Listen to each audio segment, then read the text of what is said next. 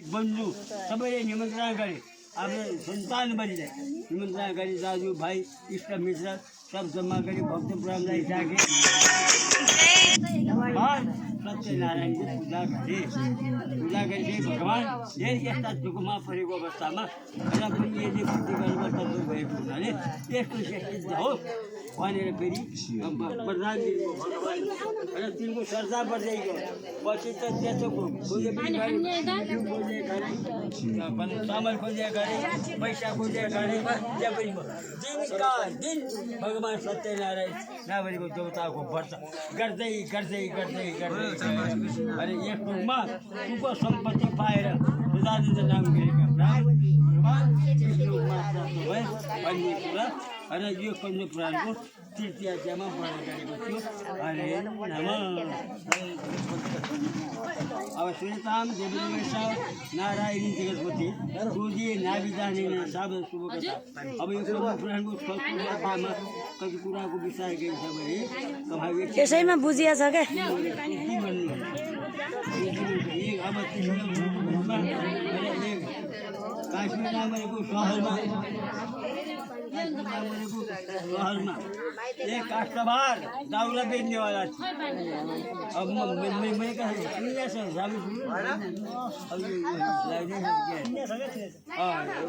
दाउरा बेच्नेवाला थियो।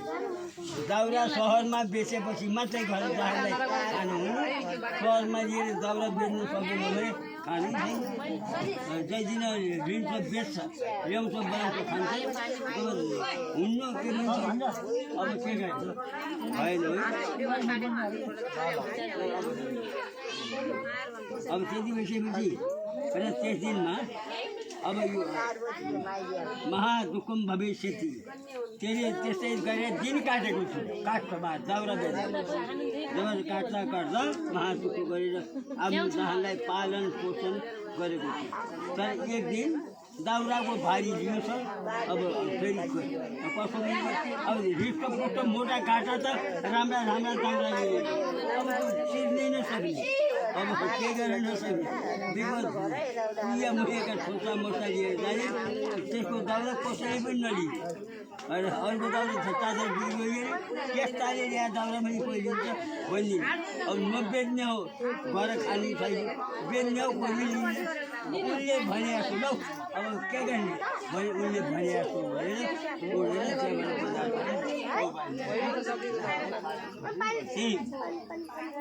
र त्यति भइसकेपछि अब त्यो दाउराको भान्जी लियो।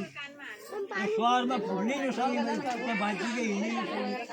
अनि के गर्नु अब एक ब्राह्मणको घरमा दिशा मान्छे फर्दै यस्तै भगवान् सत्यनारायणको पूजा गर्नु र त्यहाँ गएर पिँढीमाथि राख्यो र यो खेत गर्न लागेका रहेछन्।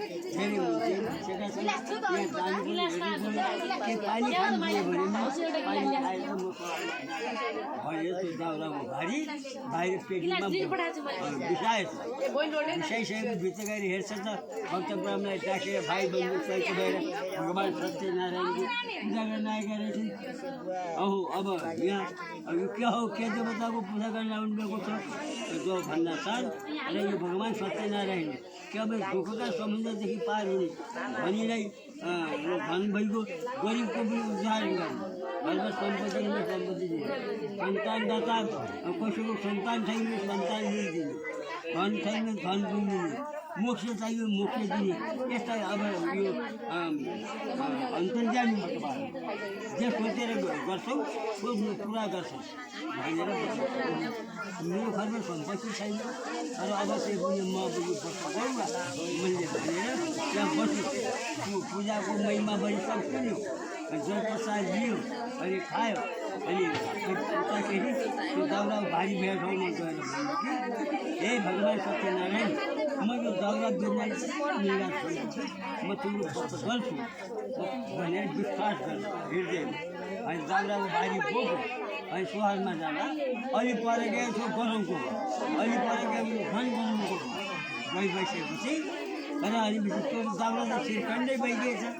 अघिल्ला दिनको दाउरा अपरेसन गरेर कसै गरिने दाउरा त्यति नै यता भनेर त्यो दाउरा बढी मोलमा गरेर त्यसै सहरबाट नै राम्रा राम्रा पाएका गाईको जिउ सभा आफ्ना धनअनुसारले जम्मा खाएर गरिन्छ।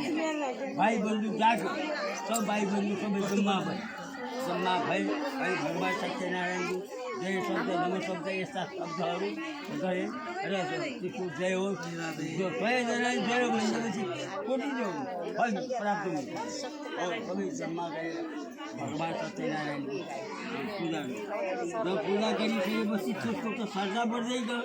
दिनका दिन आज पनि भगवान्को सत्यनारायण पूजा गर्ने भोलि गर्ने र अरू आज पूजा गर्दा र दिन बाद छैन सत्यनारायणको पूजा गर्दाखेरि पूर्णिमा गरेर एकादशीमा गरेर यसरी अरू पर्वहरू मिलाएर प्रत्येक दिनमा गर्छु भनेर यसको फल प्राप्त हुन्छ। भगवान् सत्यनारायणको शक्ति यहाँसम्म गरेर पछि कसैले नपाइसकिने मोक्ष पाएर सदा ब्राह्मण सर भगवान् विष्णुलोकमा प्राप्त भए र त्यसले यो भगवान् सत्यनारायण भन्ने देवताको पर्छ अझै फल प्राप्त छ। धन्नुलाई धन पनि दिने, पुत्रलाई पुत्र पनि दिने र मोक्ष हुने मोक्ष पनि दिने यस्तो प्रकारको भगवान् हे भगवान् मेरा घरमा छोरा छैन छोरा भइदिनु पा हुने थियो भने सरकारमा छोरा पनि म गरिब छु अब मेरा घरमा किनकि धन प्राप्त गरिदिएर मलाई मोक्ष चाहिएको छ भगवान् साथै मलाई मोक्ष दिनु यस्ता अन्तर्यामी भगवान् सत्यनारायणको बचतका सवार दाउरा बेच्नेले यस युगमा शुभ सम्पत्ति पाएर अन्त्यमा भगवान् विष्णुमा प्राप्त भए भन्ने कुराहरू यस कुराहरूको चतुर्थ अध्यायमा एतां देवते व्यस्ता नारायण जगन्पते पूजेना विधानेन सबकुल कथा। अब यो 5औं अध्यायमा के भनेपछि राजा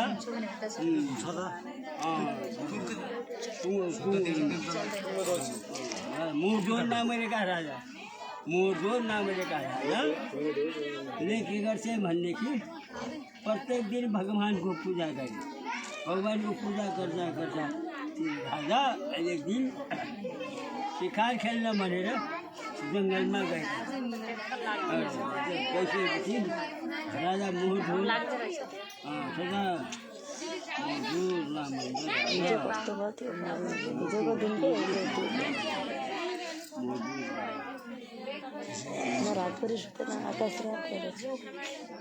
सदानन्द नामका ब्राह्मण ती राजा राजा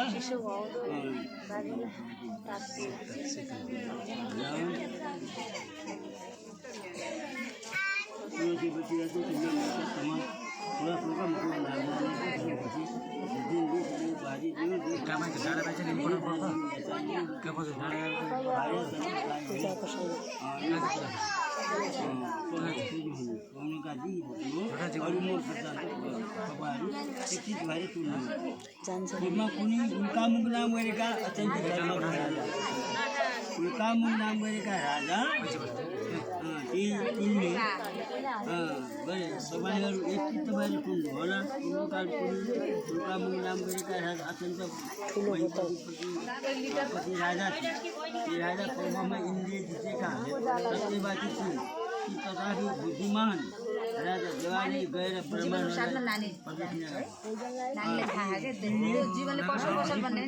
राजाको संयोजन नाम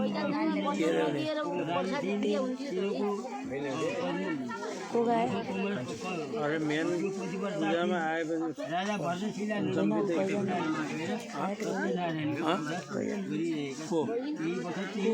एउटा साधु भगवान्को पूजा गर्न कहिले कि राजा मुरजोर नाम गरेका राजा कहिले पूजा तौरमा गएर गर्थे, कहिले पूजा हिमालयमा पनि गर्थे।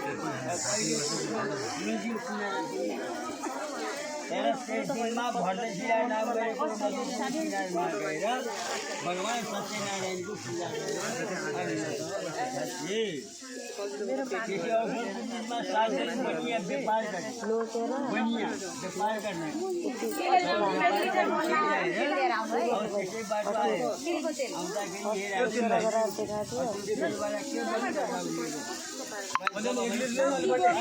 ये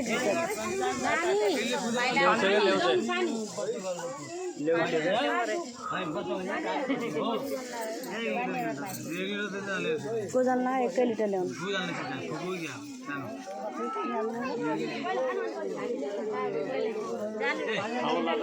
जीवन